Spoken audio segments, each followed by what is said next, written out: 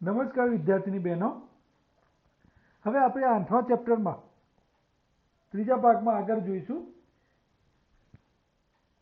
આગળ એમાં એક્સેસર અને મ્યુટેટર મેથડ. ડેટાને પ્રાઇવેટ ઘોષિત કરીને તેનો એક્સેસ મર્યાદિત કરીએ છીએ ત્યારે આપણો હેતુ અન્ય ક્લાસની મેથડ વડે તે સીધા એક્સેસ કરવાથી અથવા તેમાં ફેરફાર કરવાથી તેનું રક્ષણ કરવાનો છે. હવે ડેટાનો જે ઉપયોગ કરીએ આપણે એ અન્ય વ્યક્તિઓ દ્વારા માન્ય રાખતા હોઈએ તો આપણે એક્સેસર મેથડ લખીએ. ખાસ ધ્યાનમાં રાખજો, ડેટાનો ઉપયોગ અન્ય વ્યક્તિઓ દ્વારા માન્ય રાખતા હોઈએ તો આપણે એક્સેસર મેથડ લખીએ. જો આપણે આ ડેટામાં ફેરફાર અન્ય વ્યક્તિઓ દ્વારા માન્ય રાખતા હોઈએ તો આપણે મ્યુટેટર મેથડ લખીએ. આપણે આ ડેટામાં ફેરફાર અન્ય વ્યક્તિઓ દ્વારા માન્ય રાખતા હોઈએ તો આપણે મ્યુટેટર મેથડ લખીએ. ડેટાનો ઉપયોગ માટે એક્સેસર, ડેટામાં ફેરફાર માટે મ્યુટેટર. હવે આમાં માન્ય પ્રણાલિકા પ્રમાણે એક્સેસર અને મ્યુટેટર મેથડના નામ ચલના નામનો પ્રથમ અક્ષર કેપિટલ બનાવીને તેના પૂર્વગ તરીકે અનુક્રમે ગેટ અને સેટ લખવાથી બને છે. ખાસ ધ્યાનમાં રાખજો, એક્સેસર અને મ્યુટેટર મેથડના નામ જે હોય એ ચલ જે બનાવેલું હોય એના નામનો પ્રથમ અક્ષર કેપિટલ બનાવીને તેના પૂર્વક તરીકે અનુક્રમે ગેટ અને સેટ લખવાથી બને છે. આ પ્રણાલીને કારણે એક્સેસર મેથડ ગેટર તરીકે અને મ્યુટેટર મેથડ સેટર તરીકે પણ ઓળખાય છે. એક્ઝામમાં પૂછી શકાય વિદ્યાર્થી મિત્રો, ખાસ ધ્યાનમાં રાખજો, ગેટર અને સેટર. હવે આમાં કોડ 8.11માં આવેલું છે. અહીંયા ગેટ લેન્થ, ગેટ વિડ્થ. એમાં લેન્થ અને વિડ્થ વેરિયેબલ છે. એમાં વેરિયેબલનો પ્રથમ અક્ષર કેપિટલ એલ કેપિટલ કરેલું છે. એની આગળ પૂર્વકમાં ગેટ. તો આ રીતે આપણે એને અહીંયા એક્સેસર બનાવેલું છે. એ જ રીતે મ્યુટેટર પણ બનાવી શકીએ. ગેટ લેન્થ, ગેટ વિડ્થ મેથડનો ઉપયોગ કરેલો છે. ચલ લેન્થનો પ્રકાર બદલીશું એમાં. જો આપણે બીજી મેથડને ડેટાની કિંમતમાં ફેરફાર કરવાની પરવાનગી આપવા ઈચ્છતા હોય તો આપણે સેટર મેથડ વાપરવી જોઈએ. સમજી ગયા? આગળ સમજી ગયા એ પ્રમાણે અહીંયા ગેટર અને સેટર. હવે એક્સેસર અને મ્યુટેટર મેથડનો ઉપયોગ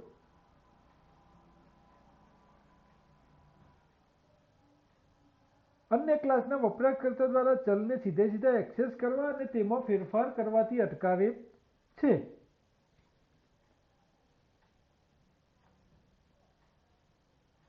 મેથડમાં પ્રાચલ તરીકે ઓબ્જેક્ટ પસાર કરવો. ચલના પ્રાથમિક ડેટા પ્રકાર અને ઉપલબ્ધ સમાવિષ્ટ એટલે કે બિલ્ટ ઇન ડેટા પ્રકારની જેમ જ ઓબ્જેક્ટ પણ મેથડમાં પ્રાચલ તરીકે પસાર કરી શકાય. એમાં એક્ઝામ્પલ આપેલું છે રેક્ટેંગલનો. ઇફ વિધાનની અંદર મેથડ કોલ કરેલી છે. આમાં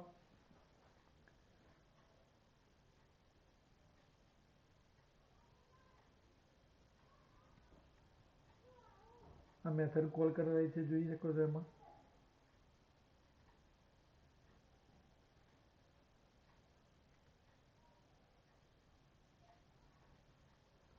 હવે આમાં ઇનહેરિટન્સ.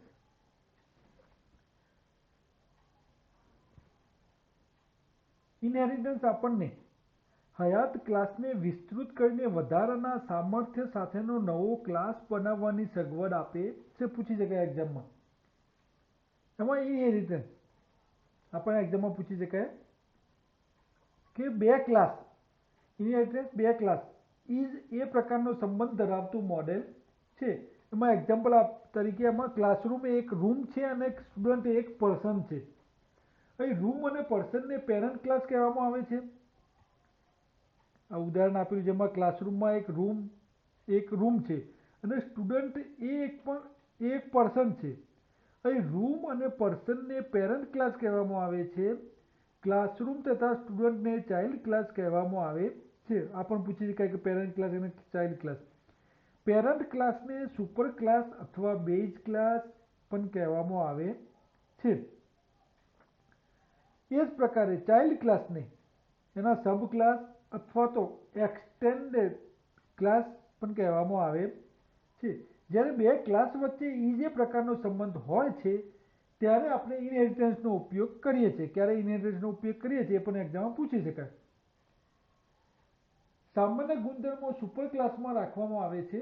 સબ ક્લાસ સુપર ક્લાસમાંથી બધા ઇન્સ્ટન્સ વેરિયેબલ અને મેથડ વારસામાં મેળવે છે. ઇનહેરિટન્સ એટલે વારસો.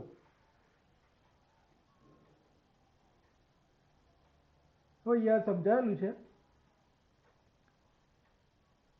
ક્લાસ ડાયાગ્રામમાં ક્લાસરૂમ નામનો ક્લાસ છે. રૂમ નામના પેરેન્ટ ક્લાસમાંથી આ રૂમ નામનો પેરેન્ટ ક્લાસમાંથી આવેલો છે. ક્લાસરૂમ નામનો ક્લાસ છે જે તેના રૂમ નામના પેરેન્ટ ક્લાસમાંથી આવેલો છે. આ રહ્યો. હવે એમાં તીર સબ ક્લાસથી સુપર ક્લાસ તરફ નિર્દેશ કરે છે. સબ ક્લાસથી સુપર ક્લાસ. આ પેરેન્ટ ક્લાસ છે, સુપર ક્લાસ છે. સબ ક્લાસ એ સુપર ક્લાસનો સબસેટ નથી. હકીકતમાં સબ ક્લાસ હંમેશા તેના સુપર ક્લાસ કરતાં વધારે માહિતી અને મેથડ ધરાવે છે. આ ચાઇલ્ડ ક્લાસ છે, આ પેરેન્ટ ક્લાસ છે, સુપર ક્લાસ.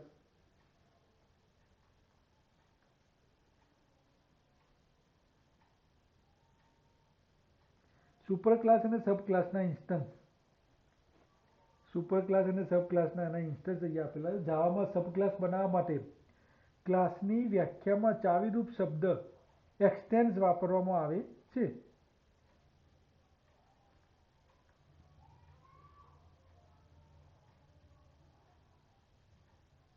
ઇનહેરિટન્સના ઉપયોગનું ઉદાહરણ અહીંયા આપેલું છે.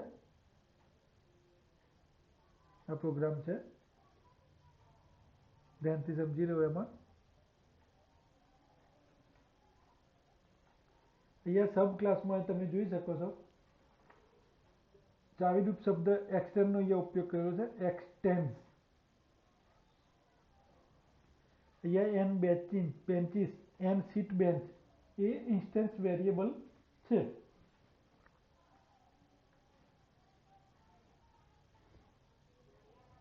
હવે સુપર ક્લાસના કન્સ્ટ્રક્ટર સબ ક્લાસમાં વારસામાં આવતા ન હોવાથી સુપર ક્લાસના કન્સ્ટ્રક્ટરને કોલ કરવા માટે સબ ક્લાસના કન્સ્ટ્રક્ટરમાં ચાવીરૂપ શબ્દ સુપર વાપરેલો છે. પ્રોગ્રામમાં કન્સ્ટ્રક્ટરમાં આ કોલ પહેલું વિધાન હોવું જોઈએ.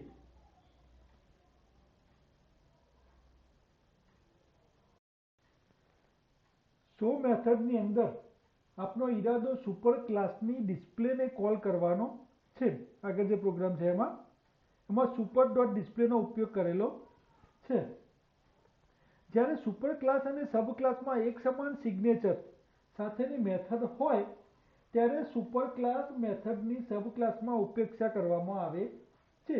સબ ક્લાસની ડિસ્પ્લે મેથડ સુપર ક્લાસની ડિસ્પ્લે મેથડની ઉપેક્ષા કરે છે. આગળ જે પ્રોગ્રામ છે એમાં આપણે સુપર ક્લાસની ડિસ્પ્લે મેથડનો ફરી ઉપયોગ કર્યા વિના માહિતી જુદી રીતે પ્રદર્શિત કરવા ઈચ્છીએ તો એમાં આપણે સુપર ક્લાસની ચાવી મેથડનો ઉલ્લેખ કરી શકીએ.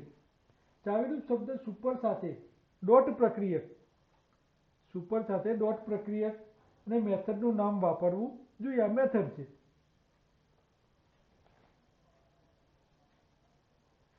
બધા જ ઇન્સ્ટન્સ વેરિયેબલ અને મેથડ સુપર ક્લાસમાંથી સબ ક્લાસમાં ઇનહેરિટ એટલે કે વારસામાં થાય છે.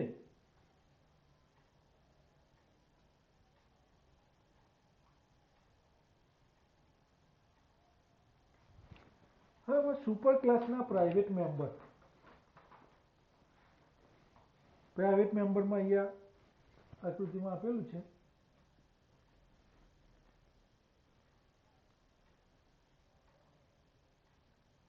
હવે અહીંયા પ્રાઇવેટ કરેલું છે. Private member. સુપર ક્લાસના પ્રોટેક્ટેડ મેમ્બર એમાં અહીંયા ઉપર રહી ગયું. પબ્લિક એક્સેસર અને મ્યુટેટર મેથડ ગેટર અને સેટર મેથડનો ઉપયોગ કરો. આમાં એની જગ્યાએ આપણે બીજા આનો ઉપયોગ કરી શકીએ. હવે સુપર ક્લાસના પ્રોટેક્ટેડ મેમ્બર. ઇનહેરિટન્સ સબ ક્લાસમાં પ્રોટેક્ટેડ મેમ્બર પ્રાઇવેટ મેમ્બર તરીકે ઉપલબ્ધ હોય છે. એમાં કમ્પોઝિશન અને એગ્રીગેશન એ અલગ અલગ ક્લાસ વચ્ચે હેઝ એ પ્રકારનો સંબંધ રચે છે. એમાં ઉદાહરણ લાઇબ્રેરી નામનો ક્લાસ વ્યાખ્યાયિત કરેલો છે, તે રીડિંગ રૂમ હોય છે અને રીડિંગ રૂમ એ રૂમ નામના ક્લાસનો એક ઓબ્જેક્ટ છે. આ રીતે લાઇબ્રેરીમાં રૂમ હોય છે. જ્યારે કોઈ ક્લાસ અન્ય ક્લાસના ઓબ્જેક્ટનો સમાવેશ કરે ત્યારે તે કન્ટેનર ક્લાસ તરીકે ઓળખાય છે. આ એનું ઉદાહરણ આપેલું છે. દરેક વ્યક્તિનું નેમ અને એડ્રેસ હોય છે. 3 એટ્રીબ્યુટ અલગ અલગ આપેલા છે. એમાં address, first name, middle name, last name, આ બધીની સમજૂતી આપેલી છે.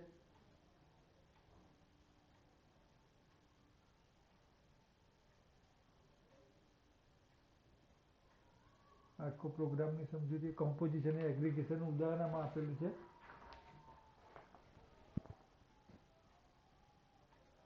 આ એની સમજૂતી અહીંયા મુદ્દાઓનું નિરીક્ષણ કરેલું છે. કોડ લિસ્ટિંગ જે 8.5 છે એનું કોડ લિસ્ટિંગનું અહીંયા ક્લાસ કન્ટેનરની મેઇન મેથડમાં ઓબ્જેક્ટ લીબ 4 ચલ સાથે કન્સ્ટ્રક્ટર વાપરી બનાવવામાં આવે છે. ઓબ્જેક્ટ રીડિંગ રૂમ ક્લાસ રૂમનો એટ્રીબ્યુટ છે. 4 ચલ વાપરેલા છે એમાં આર્ગ્યુમેન્ટ સાથેના. ડિસ્પ્લે મેથડ વ્યાખ્યાયિત કરેલી છે. જે આગળ પ્રોગ્રામમાં આપણે સમજી ગયા એમાં થોડોક ફેરફાર કરીને તમે એમાં જોઈ શકો છો. તો એ વિદ્યાર્થીની બહેનો 8મું ચેપ્ટર અહીંયા આપણે પૂરું કરીએ છીએ. સ્વાધ્યાયનો ઓબ્જેક્ટિવ જે છે MCQ એ પ્રશ્નો લખીને તૈયાર રાખવા નોટબુકમાં. આભાર. અસ્તુ.